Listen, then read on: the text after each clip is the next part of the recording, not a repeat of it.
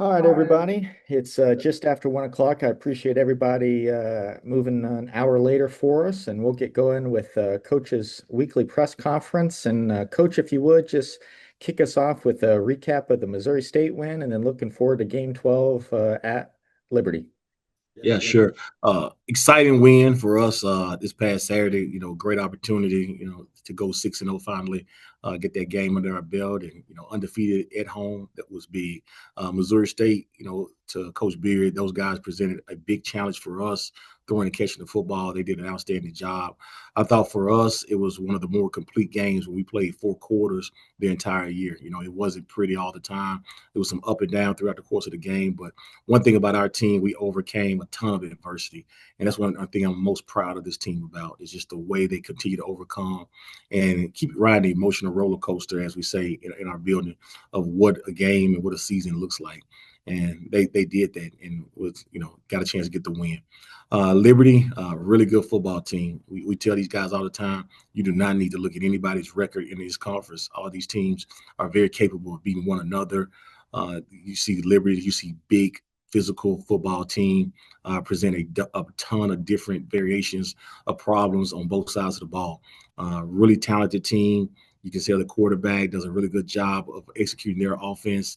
Had some unfortunate interceptions and things like that the last game, but for the most part, that guy can hurt you with his legs. He's been able to throw the ball down the field. They have some talented receivers.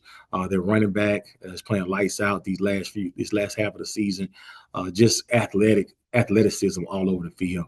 The other thing that you see on the defense side of the ball is physical guys up front. Their front seven is probably one of the best that I've seen in this league from a standpoint of just athleticism and size combined together. They like to play man coverage. They have the athletes to do whatever they want to do. So obviously, we gotta do a lot to try to do some things to try to match up well with these guys. So for that, I'll open up with questions. We'll open up for questions from the group, and if you can, just use the raise hand function within Zoom, and we'll call on you questions for Coach. We don't have Kai on the call to kick us off. So Stan, we'll start with you. Yeah, where's Kai? Is he already driving to Liberty or something? What's up with him? He's waiting for Turkey. Happy Thanksgiving, Coach. Hey, happy Thanksgiving, you, Stan. How was Amari able to shake off that bad game and respond like he did this past week? Well, you're just extremely proud of his preparation in the building and like his attention to detail. I think he was extremely intentional about going out there protecting the football.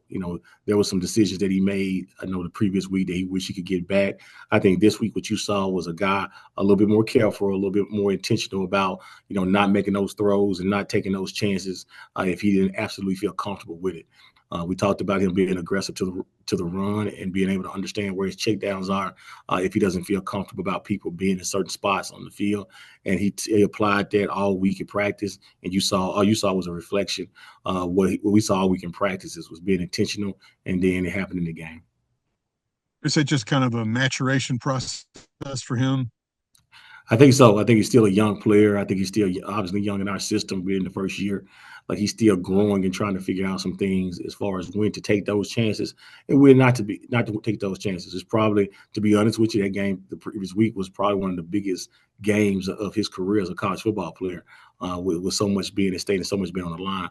So that's what happens. As a young player, you'll be thrust in those moments, and you got to continue to grow from it. The thing I am most impressed about him is that he took that moment, he took that downfall, and then he turned it into some success the next week, which means he learned from his mistakes.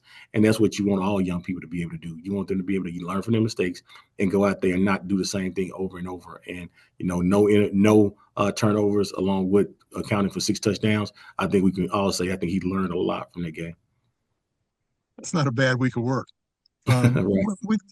When you got the ball back after they faked the field goal, did you have a good feeling that he was going to move the offense and you guys were going to score in that situation? I thought we had all the momentum. I think that's what's the biggest thing. Football is a game of momentum, and we had it right there. And, putting the ball in his hand at that moment, the way he had been playing all game, I'm going to be honest with you, I felt like we was going to go down the field and not just get an opportunity to score a field goal, but I thought we was going to get an opportunity to put one in the box like we did. He was just playing at a very, very high level, and our team and our energy was just off the roof right there. Thanks. Thanks. Emmanuel, we'll go to you. Hey, Coach, great win. Talk to me about the importance of what Clayton has been able to do these last few games. As a freshman, he seemed to have stepped up and became that number 2 guy at the wide receiver over the last few weeks. What's your thoughts on his play? Man, what a great story. Really not heavily recruited out of high school. We were able to identify him with Coach Whitlow, got on our staff. And Coach Whitlow had some experience recruiting him at his previous spot. And then, getting a chance to get around him. We knew he was talented in camp when we started throwing and catching the football. Obviously, Clayton's on the thin side, so there was always some question marks about his durability and we'd be able to hold up. But as he started to run routes, catch balls, as different quarterbacks started to gain confidence in him, you could just see the talent start to take over. The biggest thing that he has done for us, or for himself too, is he started to get in the meeting rooms. He started to spend more time in the walkthroughs. He started to be extremely more intentional about learning the playbook. And that's where you have seen the last probably 3 or 4 weeks, his game really started to take off because now he's extremely comfortable putting himself in a position to be successful. He made us play him. And when I say made us play him, with the way he worked, with the way he practiced and his ability, he made us do some different things, say, hey, look, we got to get this guy on the field. So we were able to move Gabe Binyard to outside a little bit and have Clayton work the slots. And, if we get in a bind, we can still always go back to the same thing where Gabe Binyard is in the slot and Clayton goes outside as well. But, that's what you want young people to do. You want your young freshmen to come in and be like, man, you're just so talented or so good, I can't kick you off the field. And that's what he's done for us this year. Coach, I don't want to be that guy, but the last 2 games, the defense giving up 30 points a game. What are your thoughts about, going into this time against Liberty and also possibly if you win, what's next? What do you feel on the defensive side you guys want to improve on this week before you go into this game? Yeah, we got to tackle better. During this time of the year, we got bodies, we got guys banged up, we got guys beat up. I think we were down 3 secondary guys, 3 basically starters last week. I think Cody was down, Antonio was down, Caleb was down. So, it's just that time of the year where guys have to step up and we have to do a better job of putting them in position to be successful. The tackling is a big concern for us, and we're going to address that, all week in practice because we got to be able to bring strong bodies to the ground. This being so late in the season, just the wear and tear on our defense, obviously it's catching up with us, but I do feel comfortable with guys understanding what's at stake this week and, what this opportunity presents for everyone. So I think they're going to be ready to go. My last question for me, Coach, with holiday coming around, Thanksgiving and all that, what's the practice this week? I mean, I'm sure you want to keep it because it's still an important game on Saturday. But what's this week and what's going on as far as what you want to have those guys do on Turkey Day, Coach? Nothing special. Like we, that's the thing about college football. It's just kind of business as usual on Thursday. We'll have some food available for those guys in the building on Thursday and things like that. But from a standpoint of what our process and going about game prep looks like, that's one thing. It stays consistent. It's all the same. I hope some of those guys will probably get a chance to go home, especially the local guys within about an hour and a half radius. They get a chance to go in the afternoon, spend some time with their families. But we got to get right back up on Friday morning. We got to get ready to prep and catch a flight to go to Liberty. We'll go now to Julian. Coach, happy Monday. Thank you for your time taking my question. Could you peel back the onion and just give us an idea about like the heart of that locker room? Because again, we see the product on the field. Could you just break down what you're seeing in that locker room that has contributed to this year's turnaround? I think you can see every week this team continues to grow in their love and their brotherhood for one another. I think last Friday, obviously it was senior day this past week. They called a players only meeting on Friday night. And honestly, I don't know what was said in that meeting, but, I think that just goes to show you when you start having player-led meetings and leadership internally, that changes, everything about how you go out there and perform. That's what you've consistently seen all year. I think when we started kind of on a win streak, our first win, and then as we start to accumulate wins, people start to really believe in the vision. Sometime around mid-October, probably when we had, ripped off about 3 or 4 in a row, guys were like, "Oh man, we might have a really good football team here. So let's try to see how good we can be." I said it in my press conference a long time ago, we can be as good as we want to be, as fast as we want to be. And I think they really start to take that to heed. And like, as you see every week, like the preparation in the building, how these guys hung around one another, how these guys would just come in the building after hours, how they would go recover together and get on the massage guns, recovery boots. They just started to spend more and more time around one another because they all felt like we got an opportunity to do something special here. A team that was 2-10 the previous year have a chance to go out there and potentially go compete for a championship. And at that time, we were just trying to take it one game at a time. And like, here we are, the last game of the season, playing meaningful football. And it was totally a 180 from what it was last year in the last game of the season. So, these guys have really put in the work. They put in the time. I think they wanted to do something special. In the summer, we had a meeting in the summer, and we talked about everybody in that room, for the most part, chose to be there, whether they were a transfer, whether they were assistant coach, whether they were a guy that decided to stay. Everybody made a conscious decision. I want to be at Kennesaw State. So when you have a bunch of people like that and they all put their heads together, I think you're seeing kind of a result of what could happen. How much, like, if you were looking at a pie chart, like, how much does that impact winning? People liking each other, like that camaraderie inside the locker room versus just like, hey, like just having talent on the squad. How would you break that down? Oh man, extremely. That was one of the focal points when I put the staff together. I wanted to make the building like Disney World. Nobody's ever mad when they go to Disney World until they look at their pocketbook. So I wanted to make it just like that. So I was intentional about the people I put in the building, about the guys that I have worked with before in the past, or people that I had came in contact with, and I like their energy. I'm big on positive energy, and we try to do a great job of stressing that and building relationships with the players. If you don't like, it's like being in a submarine. Like, that's what college football is when the season starts. You're in that building 16, 17 hours a day away from your families. Same thing with players. They're in that building a lot away from their families. Look, like today, like this week, like it's Thanksgiving. Like, not many of those guys are going to be able to go home and see their families. So you better enjoy the time and the relationships that you build with the people in the building. And that's what we always talk about. Like, the energy in the building has to be authentic and it has to be real. And I think that's one of the reasons we're having success.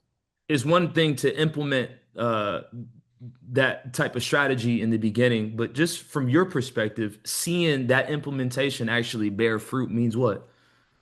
It just means we're doing something right. There's a blueprint. There's a formula that I have that I've kind of applied at the previous schools, obviously picking up things along the way as well, all the different journeys I had. So, like, I just tried to apply the best information. I try to continue to study and stay on the cutting edge on leadership and what can help teams kind of come together. And I think that's big for our staff. Our staff has done a great job, too, of building those relationships. I think our players really like and enjoy being around their coaches. You can come by there at any time, and then guys just hanging out in the coach's office. Sometimes when the coach's not even there, they just like being around the building, and that's big.